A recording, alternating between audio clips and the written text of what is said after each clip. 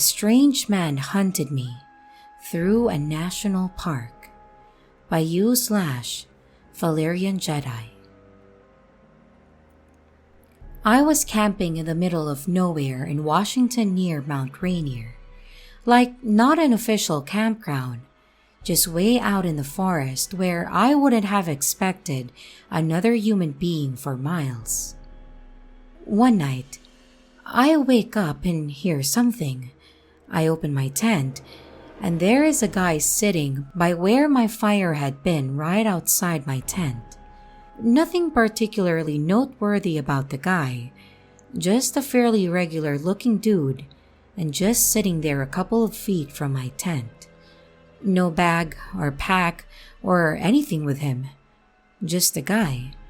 He saw me open the tent, and his eyes got huge like he had just seen a ghost, and then he took off. It shook me up pretty badly, but over the next day, I managed to put it out of my mind fairly well after writing it off as just some odd occurrence and a guy that was probably high or something and had somehow managed to set up a camp coincidentally not far from mine. Then 2 days after that, and 10 to 15 miles away in a totally random direction that nobody could take the same path as on accident, I was sitting by the fire that night and started hearing noises that I got more and more convinced were a person. I call out to them, and out of the darkness someone was like, "Do you know how to get to Bell's Canyon?" I said no. I don't even think that's a real place there. And they kept talking from just out of my line of vision. I tried to see them with my flashlight, but they yelled, "Aim that away!"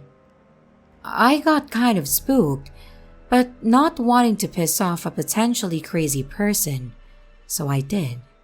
And after like 15 minutes of me being very freaked out and them talking and asking completely random directions from the darkness, it sounded like the voice had gotten closer, so I shined my light that way again. And it was the same dude who had been outside my tent 2 nights before. He had to have followed me almost 15 miles over 2 days because there is no way that he could have just accidentally wound up in the same spot as vast as that wilderness is. No possible way. And as soon as my light hit him, he took off again. I started to chase him, but I didn't want to get lost in the wilderness in the dark, so I stopped quickly after probably only 100 to 200 feet. This one couldn't be written off because the only way he could have been in both places is specifically if he was following me. I decided the trip was very over the first thing in the morning, and I hiked back out over 3 days, constantly doubling back, trying to throw anyone following off my trail, and occasionally hiding and waiting to see if he would come by following me. I really can't describe how terrifying it was to feel like I was being hunted through the woods, and to actually have to brainstorm on things that I could do to best avoid potentially being murdered. On the first night of hiking out, twice, I heard what sounded like a person walking in circles outside of my tent, but by the time that I mustered the courage to look, nobody was there. On the second night, I heard what I thought was an animal making noises at first, and in the distance, but slowly decided that it sounded more like a human making animal calls, but could have actually been an animal. I don't know. I didn't actually see the guy again. But it really sounded like a person making howling noises. I literally almost cried when I finally got back to my car because the relief was so strong. And to this day, this is probably the most terrifying experience that I have ever had. I have no idea who that guy was or what his intentions were, and no way of getting an explanation. But I really can't articulate just what a terrifying few days it was.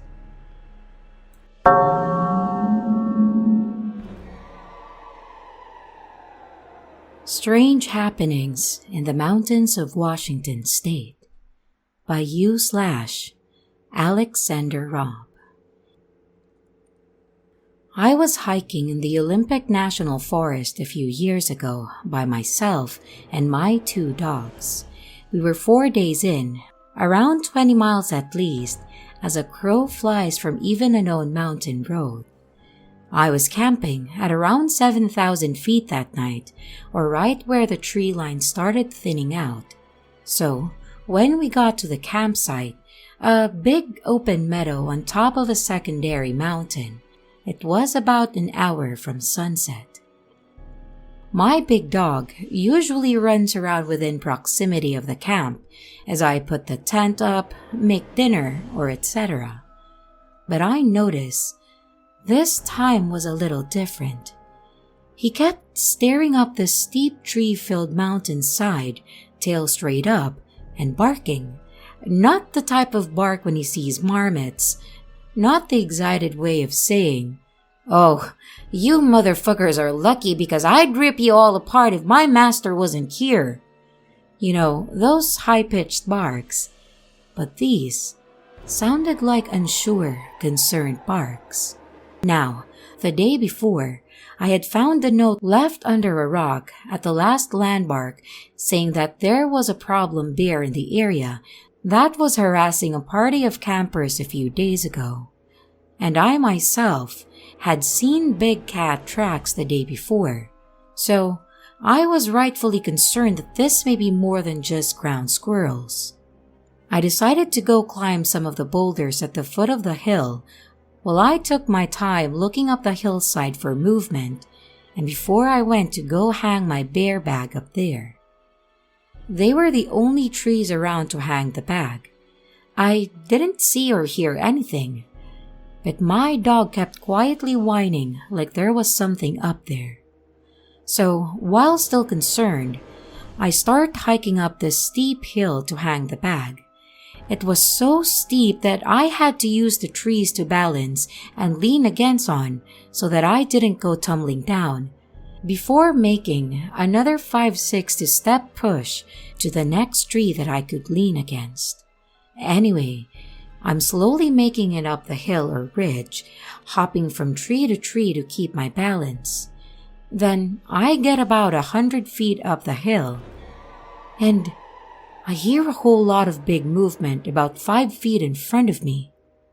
My dog immediately goes from a deep low growl to a savage slubber flying everywhere type barking now. My heart starts pounding out of my chest and I start to panic. A million thoughts go racing through my head in a matter of seconds. Because if this is a bear, my dog is going to try to save me, in which he will most likely die. And I'm stuck here. If I have to get off that hillside fast, I almost 100% am going to trip and fall off the 12 to 15 feet cliff and onto the boulders below. So I'm feeling pretty screwed about now. Then I hear my other little dog start barking and freaking out down at my campsite, which is just out of sight. I had zipped her in my tent so she didn't wander off while I was away. So yeah, I am absolutely panicking at this point. A few seconds after, I kinda snap back to it, and I take another few seconds to start to put my survival priorities in order and call my dog Loki back to me. He comes and sits against my feet as my back is against a tree, so I'm kinda pinned or stuck there for a moment.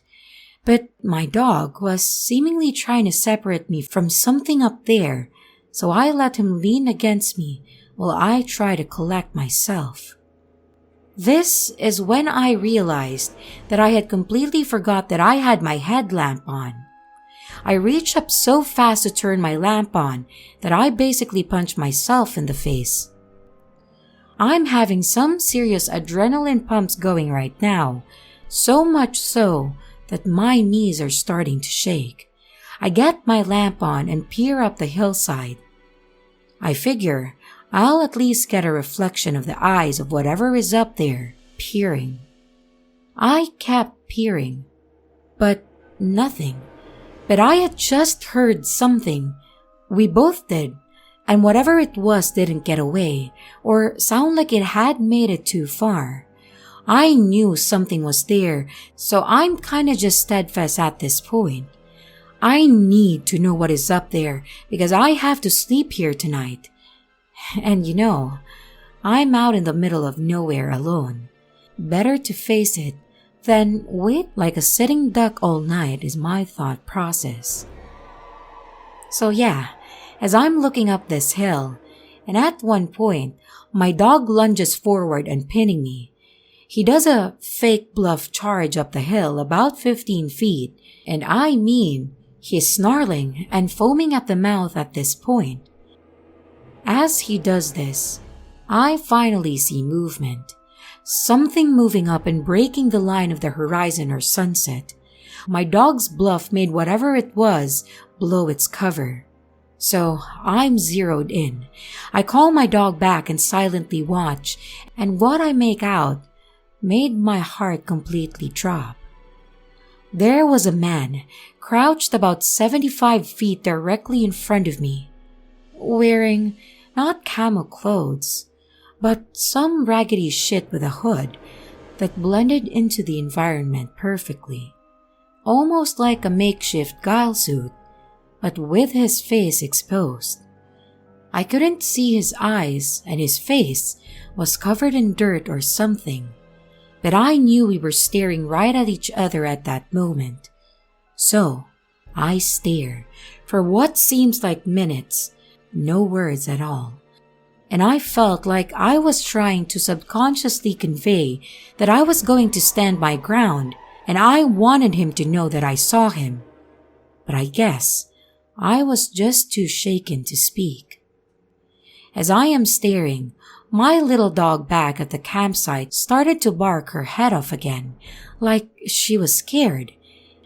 And I also had to get off that hill before total dark, or I could be seriously hurt or risk dying trying to get back down. So, carefully, I start heading down the hill with my dog, who doesn't want to leave but listens. Periodically, I would stop with my dog against a tree holding me up and look in that direction again, just to make it even more clear that I saw him. And eventually, I make it down to the boulders at the bottom. By the time that I finally jumped down and hit the boulders, my little dog had stopped barking. I could only see the top of my tent from the bottom of the boulders, and I thought she was barking just to bark, or just barking back at my dog. But when I got there, my little dog had somehow got out of the tent and was walking around the camp growling with her tail sticking straight out. Still trying to hold it together, I thought, okay, maybe she just got her nose between the zippers and worked her way out. But I was positive that I had zipped it so the zipper tapper openings was at the very top of the tent door and definitely out of her reach. So in a mixture of being terrified, pissed off, and the feeling of needing to do something, I reached into my day bag and pulled out my .40. I fired a single shot into the air as the sun was setting, climbed into my tent without eating, and lay with my gun next to me until first light. As soon as the sun came up, I was packing up my shit and leaving, heading back down the mountain. It sucks. It was all downhill back, but I still couldn't cover the ground to get back to my car in one day. It was dark by the time that I had made it to the last camp, about 4 miles from my vehicle. But thankfully, there were other people there. We sat around a fire they made, and I felt pretty relieved and safe. they start to tell me that they are planning to head that way where I was the night before in the morning. So I tell them my story in detail. Needless to say, we were both walking back to our cars in the morning. Screw all of that. The thing that still creeps me out till this day though, is when I got home and started reading reviews of the same hike that I was on. Other people had similar experiences like mine as well. Even a man found dead from a fall around the same boulder range 2 years ago, and a woman found murdered last year.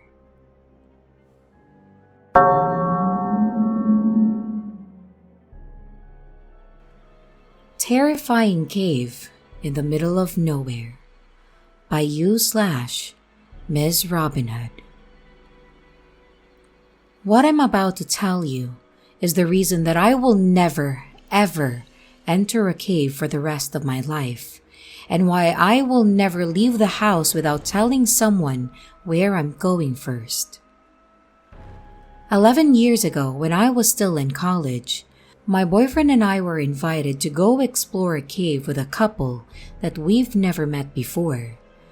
They both seemed nice enough, but their Jeep was a little ghetto. Keep in mind that my boyfriend and I didn't tell anyone where we were going, and there was no cell service out in the middle of nowhere, and especially not in that cave. They drove us 4 hours away from my college town into the middle of nowhere in a place in Kentucky that I've never gone to before. And still to this day, I have no idea where that cave was located, even though I've tried several times to locate it on the internet and ask all of my friends. Anyway, we parked the car in a forest with no houses in sight, and they led us to a cliff with a tiny hole in the side, just big enough for me to slide into on my stomach. And before we entered, the couple put black latex gloves on, which really struck me as odd. They led the way and we slid through the tiny tunnel on our stomachs for what felt like 20 minutes, which made me quite claustrophobic until we got to a little room the size of a large closet, just tall enough to sit in. I don't know why, but the guy lit a fire which quickly filled the chamber with smoke, which was a little creepy. And I saw that he had a rope and a knife in his backpack.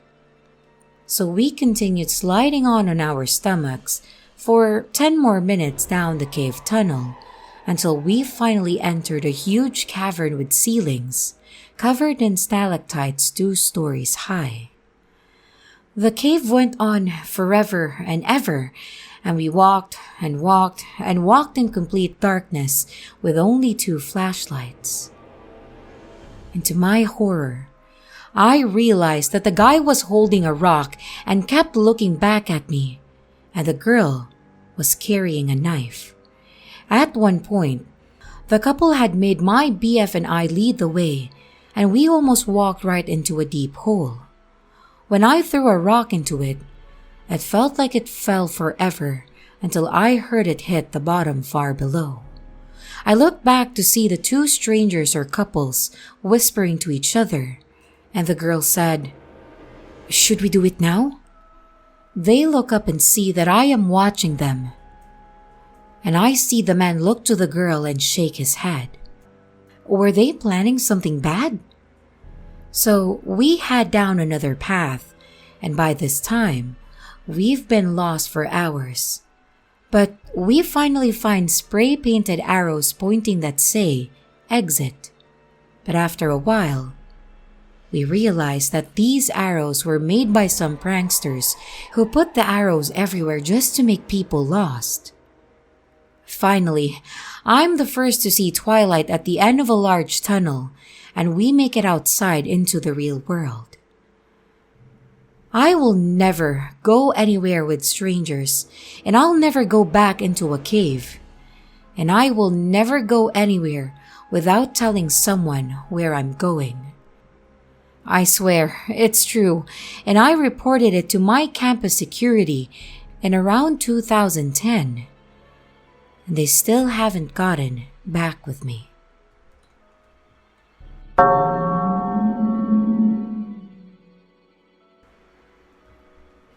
The Night the Woods Stood Silent by U/Non-Gene Regret.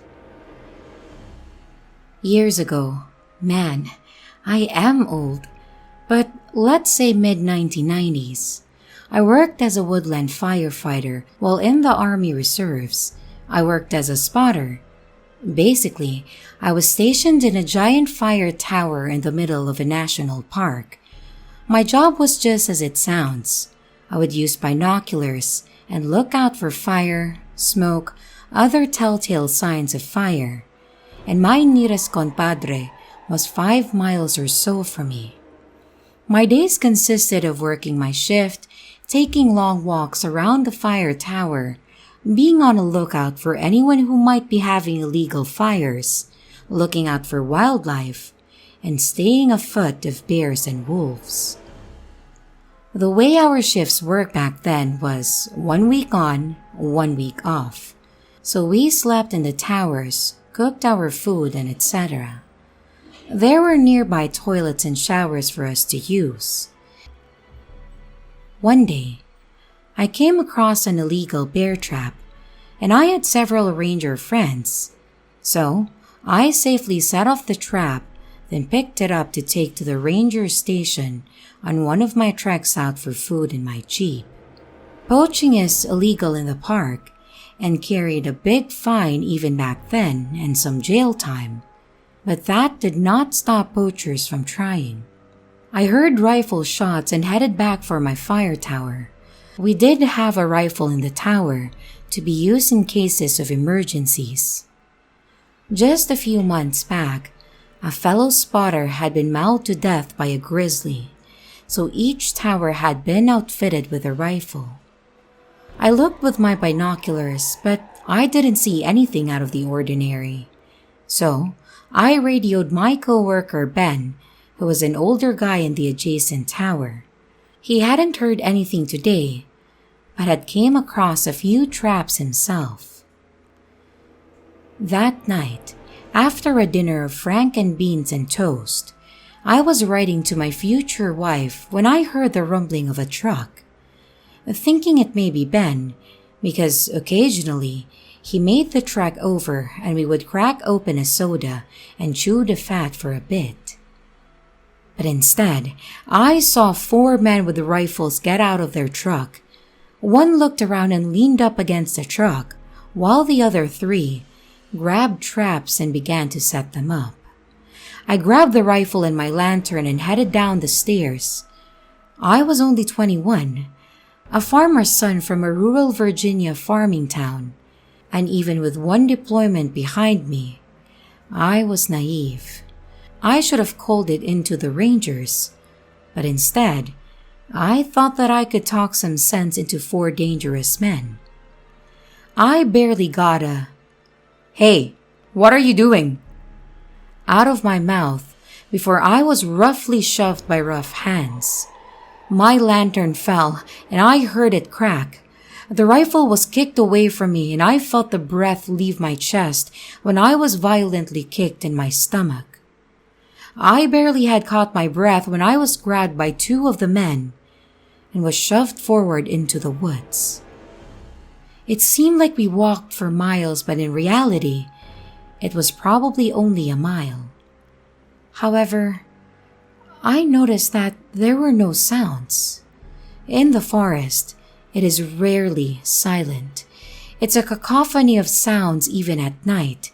Owls, wolves, crickets, but on this night, nothing. Suddenly, I was shoved onto my knees and I felt hot tears well up. I thought about my parents, my little sister and brother and my fiancé who were back home in Virginia. But I heard the rack of a gun and I shut my eyes and prayed, and suddenly the night erupted. However, it was the sounds of sirens, those of the forest rangers. And behind them in his pickup was Ben, who had tried to radio me that he had heard a car's engine and came to my tower when I didn't reply. The poachers were arrested, and Ben drove me back to the tower. I was still shaking. He didn't lay into me for not following procedure and just said, "That was close, kid." I ended up leaving the job months later to take a job closer to home, but I never ran into any more poachers during the rest of my time. I kept in contact with Ben for a while, sent him a wedding invite and a photo of my firstborn son in 1997. However, as time usually does, we lost track of one another, and a few years back I Googled him. He would have been 75 or so, but only to discover that he had passed away a few years back. I don't know whatever came of those poachers, but I know that I never want to meet them ever again.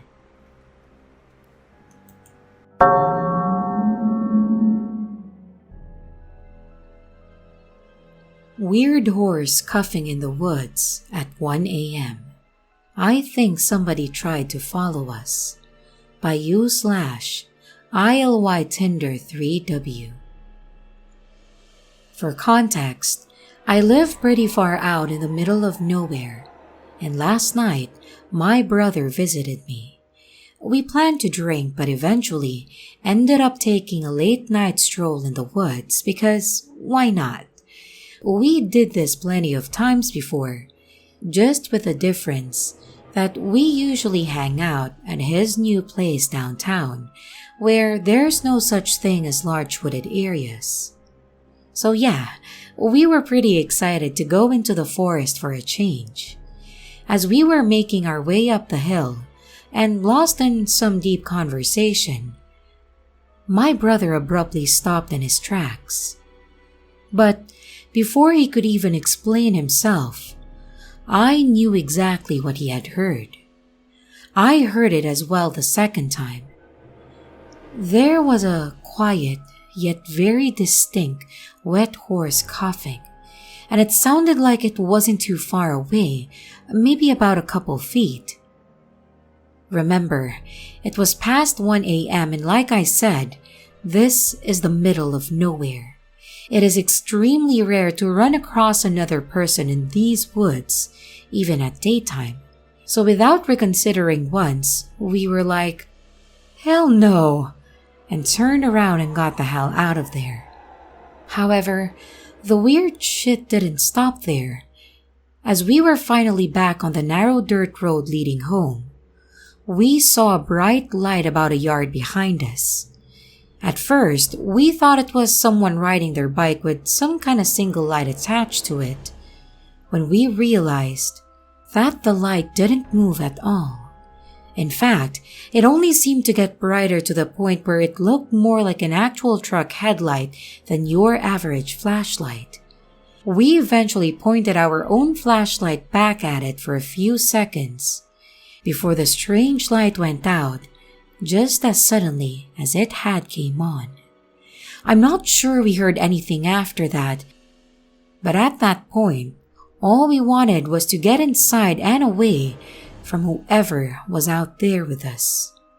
We had also heard some demonic screeching coming from somewhere in the woods at the same time, but I'm pretty sure it was just a male deer trying to attract a mate.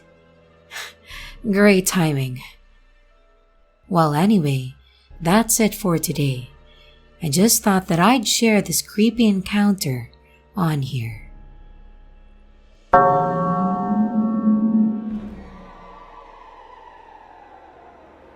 Weird things that I've noticed living in the woods. By u/Frogs are cool, you fool. So, I live in the middle of the woods. Trees are all around, and me and my family live on a small farm. We have goats and chickens and some plants, so it's honestly barely a farm. We have been living here for about 2 years now, and I would like to share some of the odd things that have happened around. 1. The cabin about a mile behind our house that gives me very bad vibes.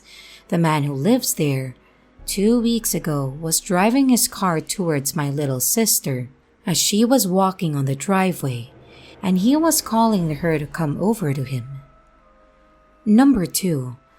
The large pile of bones that me and my little sister found on the same neighbor's property. This included dog teeth. Number 3. Home life is quite bad, and so I go walk in the woods to blow off some steam and to cope. I was quite upset and crying and walking in the woods for a very long time. I have troubles with disassociation when I experience trauma or feel overwhelmed, and I'm not completely sure how I got there. But I ended up on a large farm. I had never seen this farm before, and although I have only lived there for 2 years, I feel that I know most of the roads. The farm was quite deep into the forest, and there were fruit trees and a barn, but I saw no house when I looked around. It started creeping me out, and I was scared that I would get in trouble, so I left and tried to find my way back home. Number 4. We have an outdoor cat, and every time we go into the right part of the woods on our neighbor's property, he would always follow us, but never when we go on the left side. Number 5. I was camping in my backyard and heard weird noises.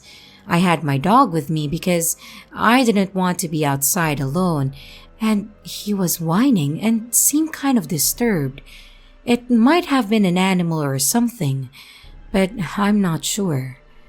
I heard some kind of mixture between a moan and a howl, and it didn't sound like any creature that I have ever heard. And lastly, last week we had a campfire at night, and I had just come out and my little sister was freaking out like the Nancy Drew she is. And when I came, I heard it too. We heard a radio, and although it could have come from someone driving by, the sound did not seem to come from that direction.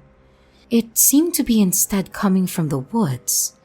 It seemed quite loud, and I grabbed my flashlight to investigate. But right when I approached the forest, it stopped. I don't think it was a car, because if it was one, then we would have heard it slowly grow quiet and we saw no headlights. The radio was very loud, then just turned off. I highly doubt that any of this is paranormal because it could probably be easily explained.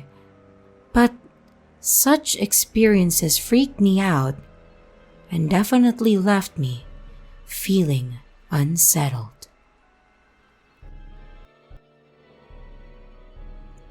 Hello everyone, it's your creepy sister here. Thank you so much for watching the video. I really appreciate each and every one of you.